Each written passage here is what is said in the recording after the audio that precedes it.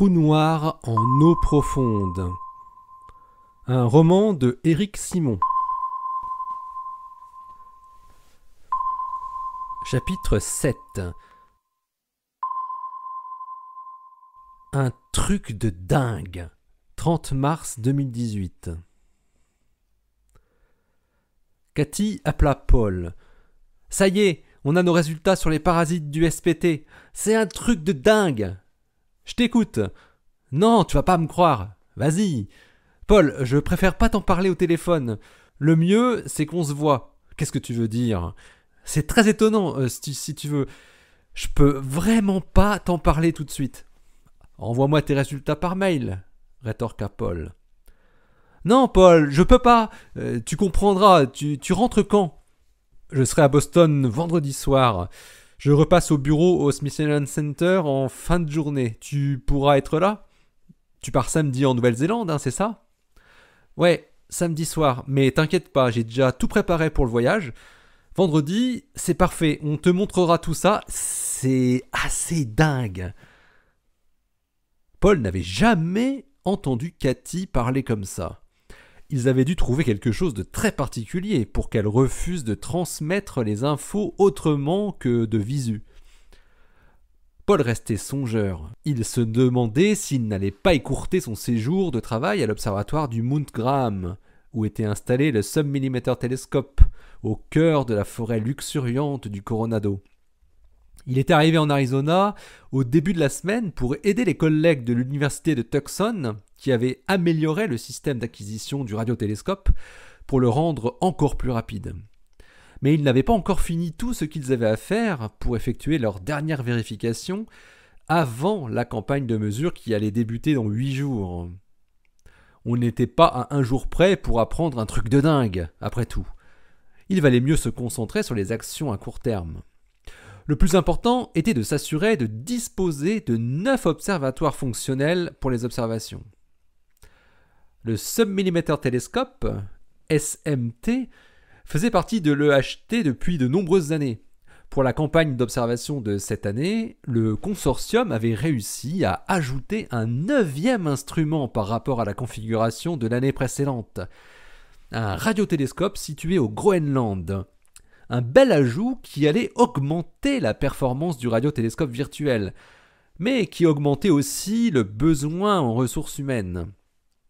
Un membre de l'équipe du SMT avait été envoyé là-bas pour assister l'équipe européenne.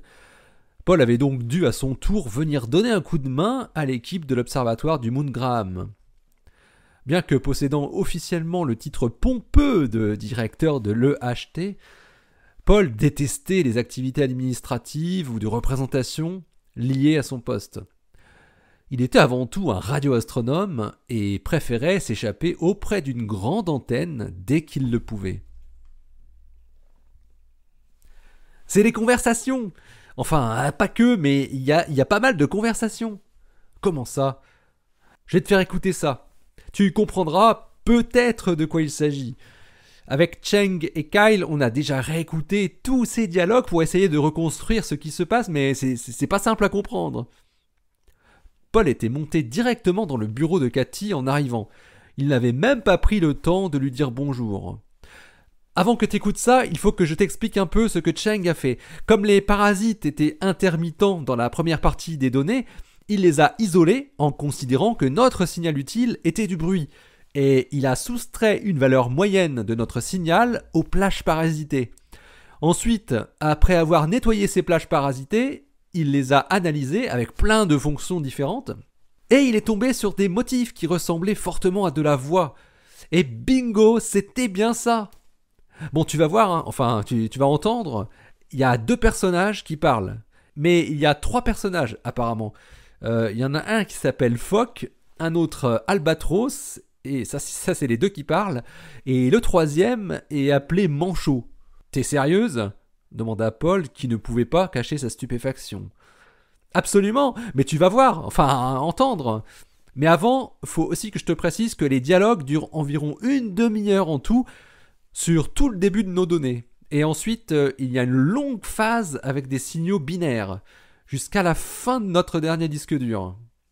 Et Cheng et Kyle ont réussi à décortiquer ces données. ils ont remarqué un truc très bizarre. Elles ont une structure très ordonnée, avec 86 blocs de 60 sous-blocs de données.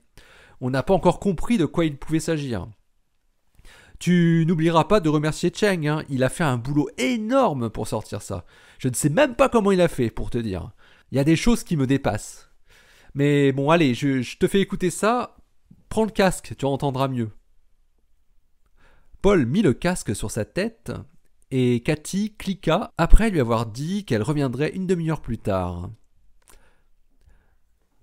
Il y avait un léger grésillement, certainement dû au traitement du signal. Puis Paul entendit la première voix. Albatros pour Fock. Vous êtes encore loin? Fock pour Albatros. On y est dans 3 minutes. On est sur site. RAS. Fock pour Albatros. En faisant le tour, on a vu une lumière au niveau de la grosse antenne de communication, à 1 km de la cible. Albatros pour Fock. Ok. Reste à l'extérieur pour surveiller, on sait jamais. Il y a peut-être du monde qui pourrait venir de la base, ou de cette installation. C'est bon pour Manchot? Ok pour lui. Il entre. C'est vide. Albatros pour Fock.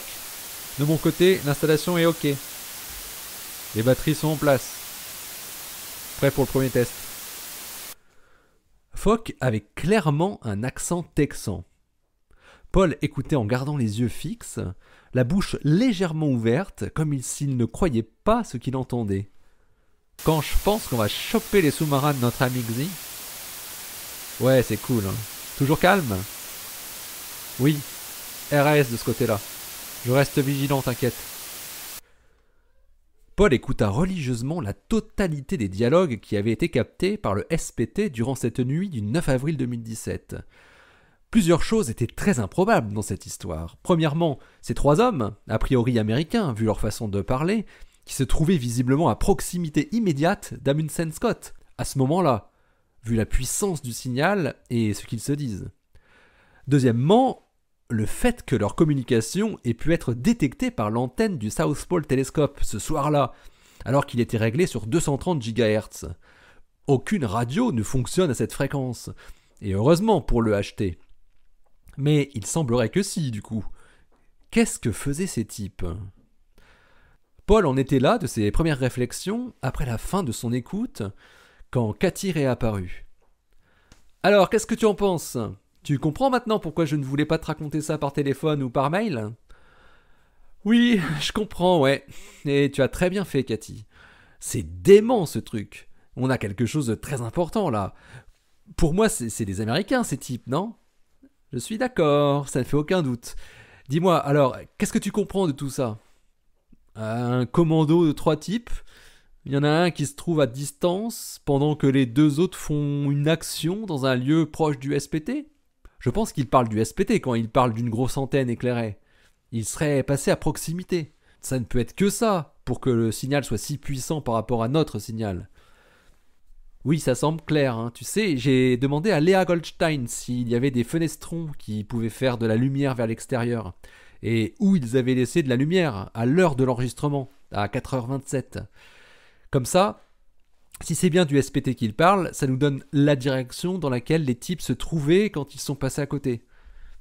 Excellente idée, et alors ? Eh ben, elle m'a confirmé qu'ils laissaient souvent allumer la salle de repos où ils ont leur cuisine. Et elle a bien un fenestron qui donne vers l'ouest. Donc, ils seraient passés en bordure de la station. Le bâtiment de la station se trouve à combien du SPT ? Moins de 300 mètres, hein, c'est ça ? Oui, il y a 250 mètres, je crois. On peut parcourir la distance à ski, répondit Cathy. Ils disent que leur cible, entre guillemets, se trouve à 1 km de là où ils ont vu la lumière du SPT. Donc cette cible ne se situe pas dans la base. Paul a essayé de reconstruire un scénario à partir des bribes de discussion qu'ils avaient pu entendre. Qu'est-ce qu'on a sur un rayon de 1 km à partir d'une centaine de mètres du SPT ? Tu as une carte de Amundsen Scott quelque part ? Attends, oui, j'avais récupéré un dossier logistique qui détaillait toutes les installations de la station polaire. Je vais chercher ça. Au moment où Cathy se levait, Kyle surgit du couloir. C'est Ice Cube, les données, c'est des données de Ice Cube. Ice Cube? Le détecteur de neutrinos? Demanda Paul. Ouais, des blocs de 86 lignes avec chacune 60 détecteurs optiques. En tout, 5160 détecteurs, tout pile. Cathy, regarde si Ice Cube se trouve bien là où on a dit, lança Paul. Je ramène tout de suite la carte de la station. Comment tu connais la structure des données de Ice Cube? Demanda Paul à Kyle. La valeur de 86 x 60 me disait quelque chose. L'année dernière, j'étais en colloque à Chicago avec un étudiant qui travaillait sur l'analyse des données de neutrinos de Ice Cube. Et il m'avait parlé du nombre de détecteurs de lumière qu'utilisait sa manip.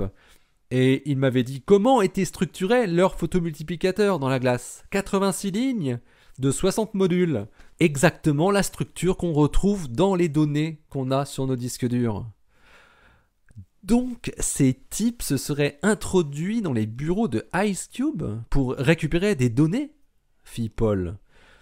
Cathy était revenue dans le bureau. C'est ça, ouais, le laboratoire Ice Cube se trouve à 1,1 km du SPT. Ça ressemble à un cambriolage ou à de l'espionnage, on dirait, tu crois pas? Fit Cathy. Oui, mais espionner une expérience comme Ice Cube, qu'est-ce que ça veut dire? Reprit Paul. J'en sais rien, moi. Il faudrait qu'on puisse savoir si les gars de Ice Cube ont eu connaissance d'un souci avec leurs données l'année dernière. On les prévient? Demanda Cathy. Non. Pour le moment, je préfère pas qu'on ébruite ce qu'on vient de découvrir. C'est peut-être très important. Qui d'autre est au courant à part vous? Personne d'autre que Kyle, Cheng et moi. Et on n'en a pas parlé autour de nous, hein? Cathy s'était tournée vers Kyle. Ah non, on n'en a parlé à personne, répondit le jeune homme. On a fait ce que Cathy nous avait dit, répondit le jeune homme en regardant Paul. Bon, il faut surtout que ça ne sorte pas d'ici, pour l'instant. Il faut qu'on réfléchisse à ce qu'il faut faire. Et on n'a pas que ça à faire non plus. Toi, Cathy, tu pars demain pour le pôle Sud et on va tous être hyper occupés dans les 2 semaines qui viennent pour cette campagne d'observation. On va laisser ça de côté pour le moment et on s'en occupera après, à partir du 15 avril. De toute façon, on n'est pas pressé non plus, hein. Ça s'est passé il y a 1 an. Et ça va pas nous restaurer nos données sur Sagittarius à étoile, rétorqua Kyle. Quand je serai là-bas, je prendrai quand même contact avec les gens de Ice Cube pour savoir s'ils auraient eu une histoire de cambriolage ou d'espionnage l'année dernière à la même époque, dit Cathy. Ok, mais discrètement, hein. T'inquiète pas, Paul. Et un truc surtout. Pas un mot de ça aux équipes de Jens. S'ils apprennent que c'est à cause d'Américains qu'on a raté Sagittarius à étoile, on serait vraiment très mal. Et puis, je suis certain que si Jens est au courant de cette histoire, ça va vite se savoir chez nous en haut lieu. Comment ça? Tu penses à quoi? Ah rien, j'ai juste quelques doutes sur notre ami Jens. Enfin... Bon, je pense que nos services s'occupent de lui d'une manière ou d'une autre. Ah bon? Fit Cathy, très étonnée. Ouais, enfin bon, je sais pas, ça me rend parano ce truc. C'est quand même hallucinant ce qui nous arrive. Et seulement quelques jours avant notre nouvelle semaine d'observation. Bon, t'en fais pas, bon. On dit rien à personne pour l'instant. On verra après le 15.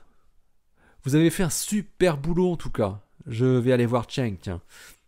Allez, va finir tes valises. Tu m'appelles dès que t'es à Amundsen Scott, ok? Sans problème.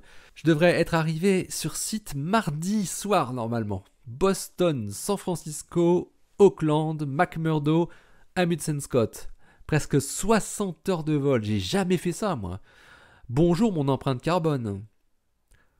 Paul regardait Cathy en songeant à autre chose.